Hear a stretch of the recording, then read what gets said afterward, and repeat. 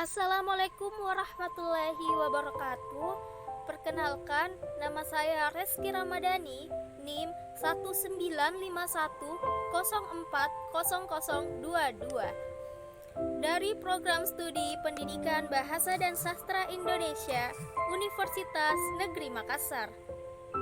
Kali ini saya akan membacakan sebuah cerpen karya Agus Pribadi yang berjudul Pernikahan.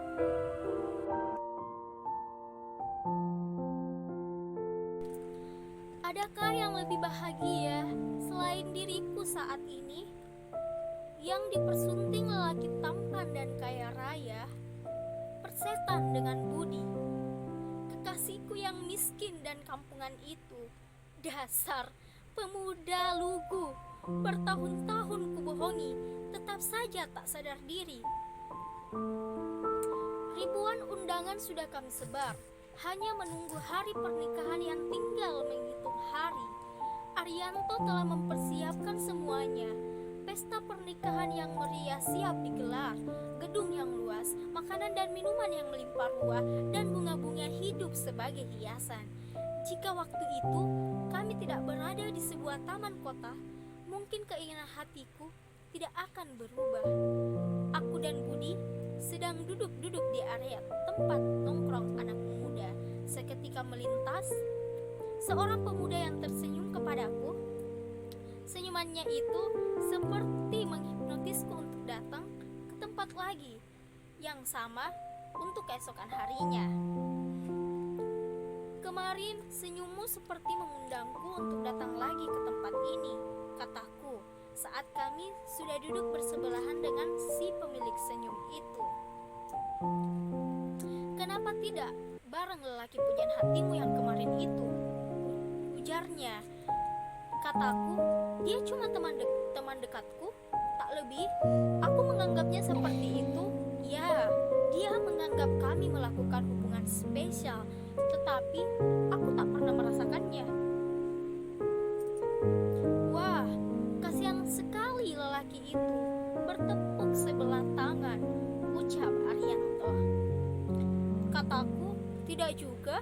Aku memang menerima ajakannya sekitar 8 tahun yang lalu untuk kami melakukan hubungan serius menuju pernikahan, dan akan coba aku jalani dulu. Namun aku merasa dalam posisi yang sulit. Di satu sisi dia baik sekali, di sisi lain tak pernah tumbuh rasa itu di hatiku kepadanya. Arianto memperhatikanku dengan seksama sambil melihat ke depan. Lalu lalang kendaraan di sebuah pertigaan yang di tengahnya ada sebuah patung orang menunggang kuda. Lalu lalang orang yang melewati jalan depan taman, di mana ada bunga-bunga warna-warni menghiasi tepian taman sepanjang sisi jalan itu, dan beberapa ayunan ada di dekat pintu masuk itu.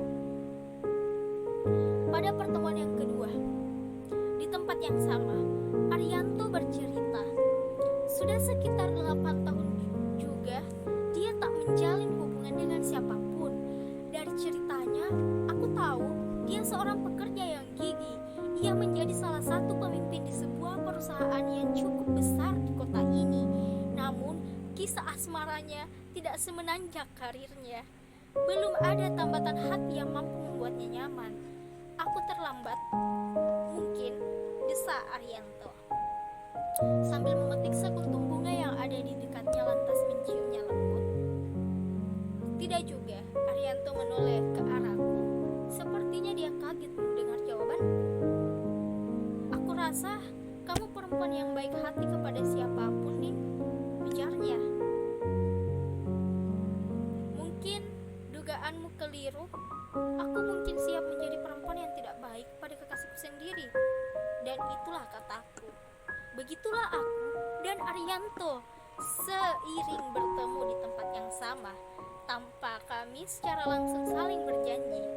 Hati kami seperti sudah saling berkomunikasi sehingga tahu kapan kami bisa bertemu. Mungkin jika hati sudah menemukan tambatannya tanpa bicara langsung pun, aku saling memahami. Budi datang ke rumahku di saat hubunganku dengan Arianto sedang sangat dekat. Aku sudah beberapa kali diajak ke rumahnya, dikenalkan dengan orang tuanya, dan juga beberapa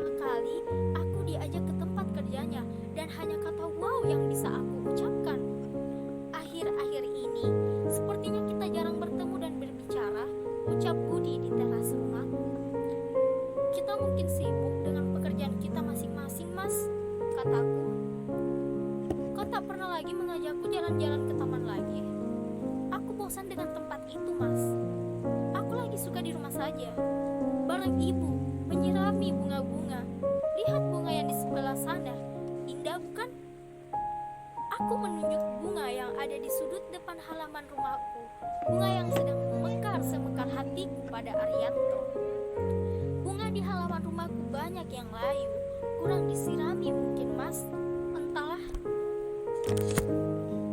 Pertemuan di teras rumah yang membicarakan bunga bersemi dan bunga layu itu menjadi pertemuan tatap muka terakhirku dengan Budi. Selanjutnya, aku tak mau ditemuinya. Sibuk dengan pekerjaan itu menjadi alasan utamaku untuk menghindar darinya. Ketika Budi datang ke tempat kerjaku, sebuah minimarket, aku selalu saja mampu untuk menghindar darinya dengan meminta teman-temanku untuk menemuinya karena aku sedang sibuk menata barang-barang. Tentu ini sebuah alasan yang kubuat-buat. Ketika Budi datang ke rumah ibuku yang menemuinya dengan senyum tulusnya yang mampu mewakiliku yang hanya melihatnya dari balik jendela kamarku.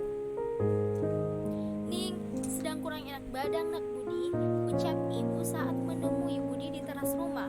Aku mendengar percakapan mereka karena kamarku dekat dengan teras rumah. Kata Budi, "Bolehkah saya menemuinya, Bu?" Tanyanya. "Ning berpesan untuk jangan ditemui oleh siapapun dulu," kata ibunya.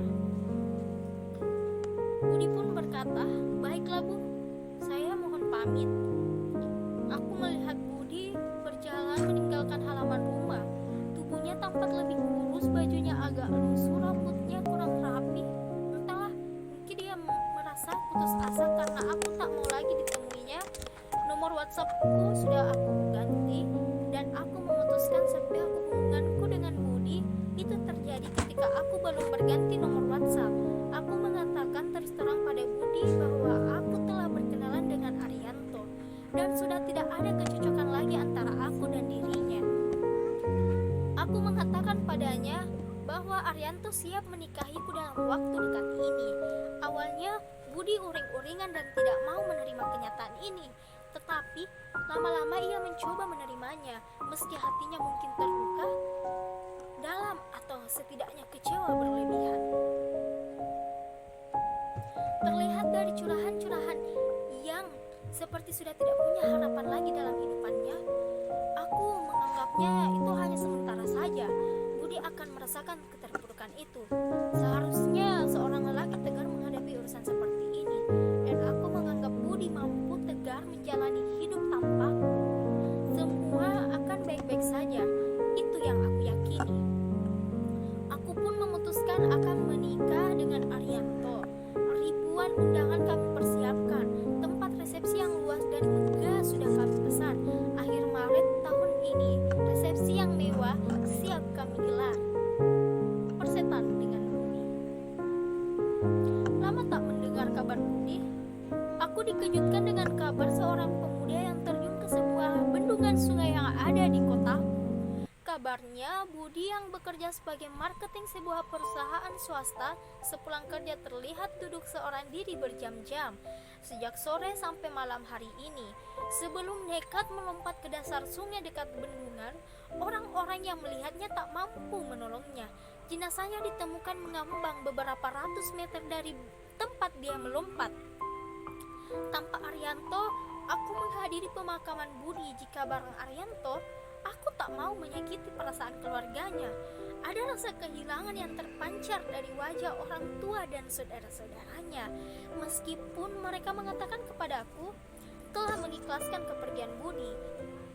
Jelang pernikahanku dengan Arianto, Budi sering mendatangiku lewat mimpi-mimpi. Ia mengatakan telah mengikhlaskanku untuk menikah dengan Arianto. Dan ia juga mendoakanku semoga nanti berbahagia menjadi istri Arianto.